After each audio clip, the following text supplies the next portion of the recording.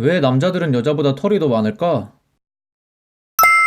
3분과 구독, 알림, 좋아요 눌러주세요. 당연하게 생각해오던 현상.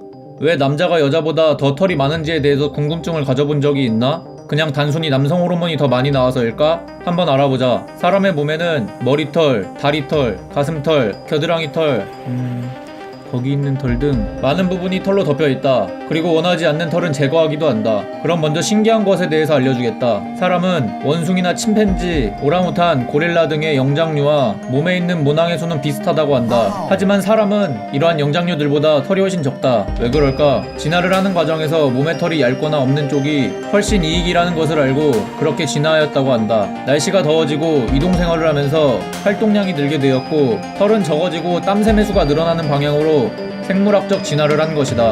이렇게 진화한 사람은 열을 배출하는데 더 큰 효율을 보였다. 물론 추운 겨울에는 다른 동물들의 가죽을 입는 것으로 간접적인 털을 만들어 입기도 하였다. 추가로 다른 털들은 많이 사라지고 없어졌지만 머리털은 남아서 뜨거운 해로부터 오는 햇빛을 막아주는 역할을 한다.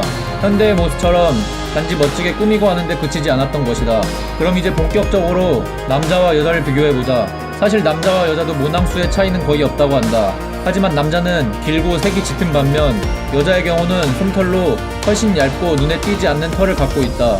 과학자들은 진화의 과정에서 성 선택이 작용하여 차이가 생긴 것으로 보고 있다.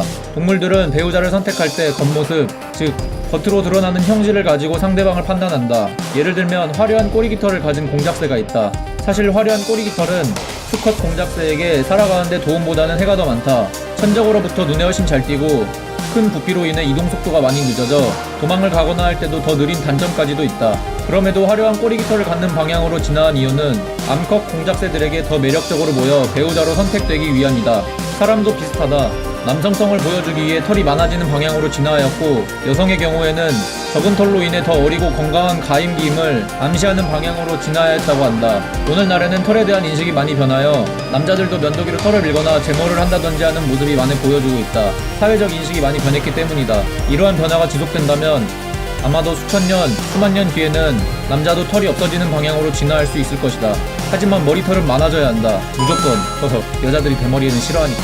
이전 영상과 마찬가지로 오늘도 털에 대한 민감한 주제에 대해서 알아보았다. 오늘도 궁금증이 해결되었나? 그렇다면 좋아요와 구독, 그리고 알람 설정까지 부탁한다. 제발. 그럼 할 말을 다 했으니 사라지겠다. 안녕.